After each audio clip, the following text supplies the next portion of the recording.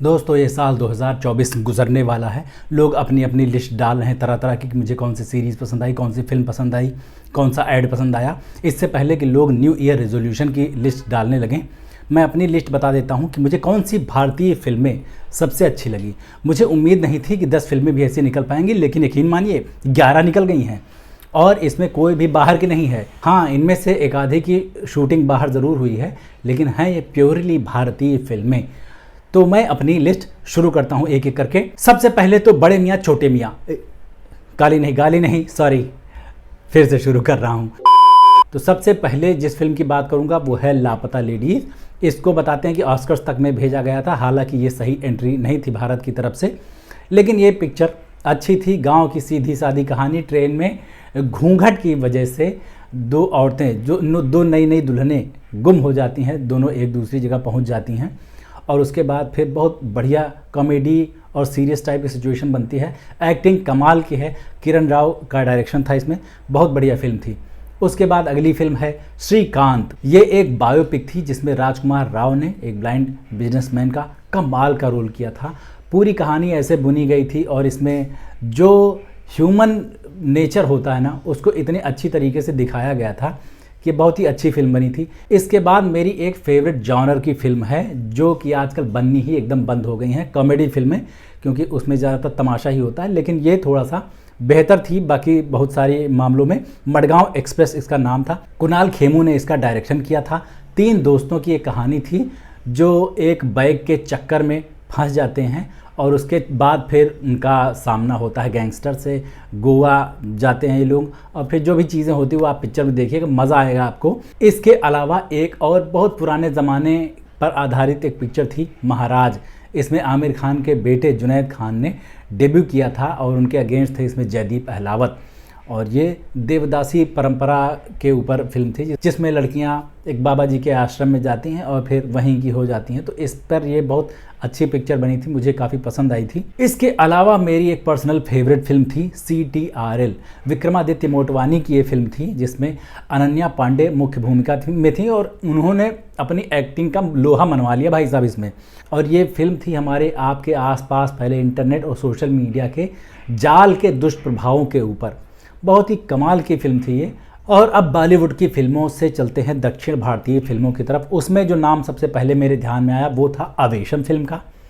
हमारे प्यारे फहद फाजिल की ये फिल्म थी जिन्होंने इसमें एक गुंडे का रोल किया था जो कुछ हॉस्टल में रहने वाले कॉलेज गोइंग स्टूडेंट्स से दोस्ती के चक्कर में अपनी लंका लगा लेते हैं। वो ऊपर से बहुत बड़ा खूंखार गुंडा है लेकिन अंदर से उसके बढ़िया एकदम सोने का दिल धड़क रहा है। तो ऐसी फिल्म थी ये, बहुत मज़ा आया था इसको देखकर।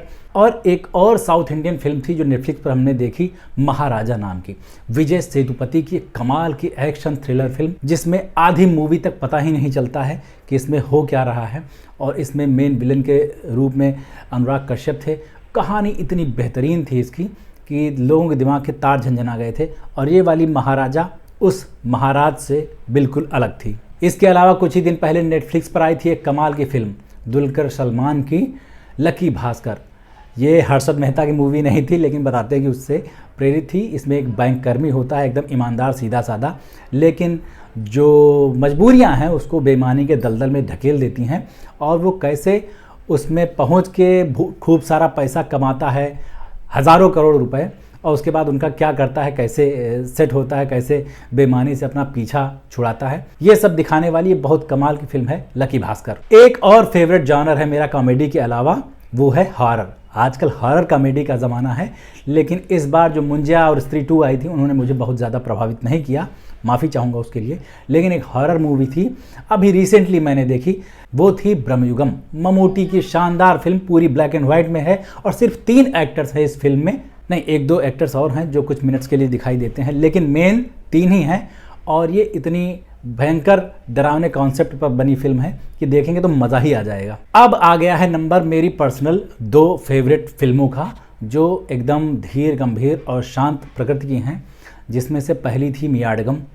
ये एक बंदे की कहानी होती है जिसको बचपन में पारिवारिक डिस्प्यूट के चलते अपना पुश्तैनी घर बेच के किसी दूसरे शहर शिफ्ट होना पड़ता है, लेकिन फिर किंचित कारणों से उसको वापस उस जगह पर आना पड़ता है और वहाँ उसको एक बेहद सीधा सादा साफ दिल वाला लड़का मिलता है जो इन भाई साहब की ज़िंदगी को एकदम उलट पलट के रख देता है।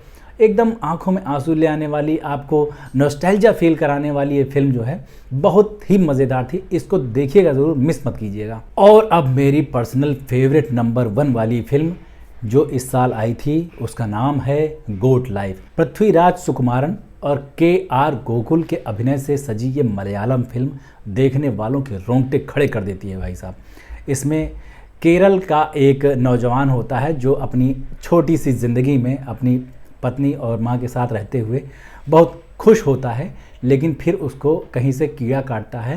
ये गल्फ़ कंट्रीज़ में चलते हैं, वहाँ पर अच्छा पैसा कमाएंगे और लौट के जब आएंगे माला माल हो जाएंगे, और इसी चक्कर में वो देश से निकल जाता है और पढ़ा लिखा नहीं होता, उसको वहाँ की भाषाएं नहीं आती। उसके साथ साथ एक लड़का और भी जाता है जिसका रोल गोकुल ने किया है, और इन दोनों लोगों ने बॉडी ट्रांसफॉर्मेशन के जितने रिकॉर्ड्स होते हैं ना, वो सब तोड़ दिए हैं। बहुत ही बेहतरीन फिल्म ये बनी है। उन दोनों लोगों को किन किन मुश्किलों का सामना करना पड़ता है, ये देखेंगे तो एकदम आंखों से आंसू निकल आएंगे। इतनी ज़्यादा हृदय विदारक फिल्म है। अमूमन मैं ऐसी फिल्में देखता नहीं हूँ जिसमें बहुत ज़्यादा कष्ट हो या ऐसी सिचुएशन बने, क्योंकि भाई आदमी के जीवन में वैसे ही कितना कष्ट है, और भी 2-4 लोगों का लाद के आदमी दब नहीं जाएगा। लेकिन ये फिल्म जो थी ये वर्थ इट थी, इसको देखना बेहद ज़रूरी था। इस पिक्चर को आप देखेंगे तो पता चलेगा कि वाकई में यहाँ से जो अनपढ़ लोग और अनस्किल्ड लोग पहुँच जाते हैं गल्फ़ कंट्रीज़ में, उनके ऊपर कितना बड़ा रिस्क रहता है। अगर वो कहीं गलत हाथों में फंस जाते हैं तो उनकी ज़िंदगी कैसे एकदम नरक बन जाती है। ये सच्ची घटना थी एक आदमी के ऊपर जो तकरीबन 20-25 साल पहले वहाँ जाके फंस गया था और लगभग 4 साल वहाँ उसी कैद में गुजारे थे। उसको पता भी नहीं चला कि कितने दिन, महीने और साल बीत गए हैं। बहुत ही भयंकर, बहुत ही बेहतरीन फिल्म थी ये। तो ये मेरी पसंद की 11 फिल्में थीं इस साल जो मुझे अच्छी लगी। अगर आपने इनमें से कोई देखी है तो बताइएगा, और नहीं देखी है, अगर कोई मिस कर गए हैं तो उसको ज़रूर देखिएगा। हो सकता है कि मुझसे भी कुछ फिल्में मिस हुई हों इस साल जो मैंने नहीं देखी हैं, तो उनका भी नाम प्लीज़ आप कमेंट्स में लिखिएगा ज़रूर।